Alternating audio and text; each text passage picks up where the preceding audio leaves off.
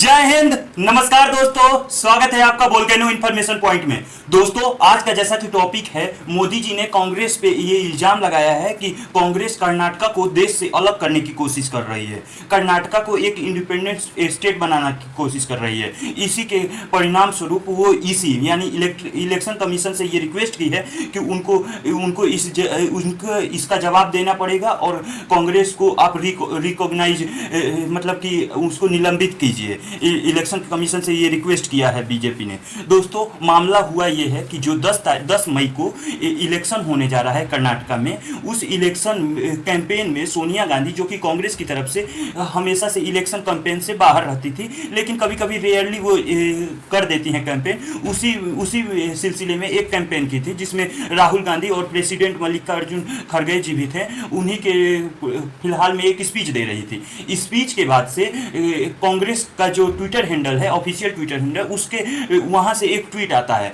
जो कि ट्वीट में लिखा होता है सोनिया गांधी जी का एक जबरदस्त मैसेज 6 करोड़ कर्नाटका के लोगों के लिए कि कर्नाटका की इंटीग्रिटी, सोवरेनिटी और रेपुटेशन को कोई भी नहीं हटा सकता। बस दोस्तों, ये सोवरेनिटी शब्द है ना, इसी ने पूरी लंका लगाई है। दोस्तों, सोवरेनिटी का मतलब ये होता है कि किसी देश, जब कोई देश आज़ाद होता है तो वो अपने डिसीजन खुद ले सकता है, वो एक स्वतंत्र देश है। इसी का मतलब सोवरेनिटी होता है। बस इसी पे मोदी जी तो ठहरे टॉप क्लास के पॉलिटिशियन, बस सोनिया गांधी और उनके साथ साथ पूरी कांग्रेस को लपेटे में ले लिया और लोगों को समझाने लगे कि सोवरेनिटी का मतलब क्या होता है। वो सवाल जवाब में अपनी स्पीच में 7 मई को ये पूछना शुरू कर दिए कि सोवरेनिटी का मतलब आप क्या जानते हैं? सोवरेनिटी का मतलब होता है किसी देश को में जब अपना रेगुलेशन चलता है, अपना रूल होता है, वो किसी की बात नहीं मानता। सोवरेनिटी इंडिया के पास है, कर्नाटका के पास नहीं है। कर्नाटका यूनियन ऑफ इंडिया का एक हिस्सा है। इसी प्रकार समझाकर कांग्रेस पे हमला बोला। दोस्तों, इसके बाद बीजेपी ने इसी मतलब इलेक्शन कमीशन से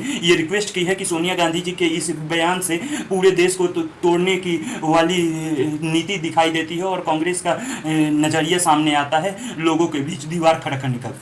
दोस्तों, इसके बाद से हम पॉलिटिक्स लगातार तेज हो चुकी है और इन सब से ऊपर हमारे लिए जो जरूरी है, जो आपके लिए जरूरी है, ये जानना कि ये सोवरेनिटी कहाँ है और ये क्यों विवादों में रहता है। दोस्तों, सोवरेनिटी, सोशलिस्ट, ये शब्द ऐसे कॉन्स्टिट्यूशन के शब्द हैं जो सिर्फ शब्द न हो कि एक विवाद है। जब भी इनके बारे में चर्चा होती है, ये विवादों से घिरी होती है। आपको कमेंट करके बताना है कि सोवरेनिटी हमारे कॉन्स्टिट्यूशन के किस हिस्से में आता है और इसे कब जोड़ा गया था हमारे कॉन्स्टिट्यूशन में। इस टाइप के ये क्वेश्चन आपको इंडियन पॉलिटिक्स के सबसे बड़े क्वेश्चन माने जाते हैं। ये समझ लीजिए कि हर एग्जाम में आते हैं दोस्तों, इसलिए कमेंट जरूर करना है। जय हिंद, नमस्कार दोस्तों, धन्यवाद।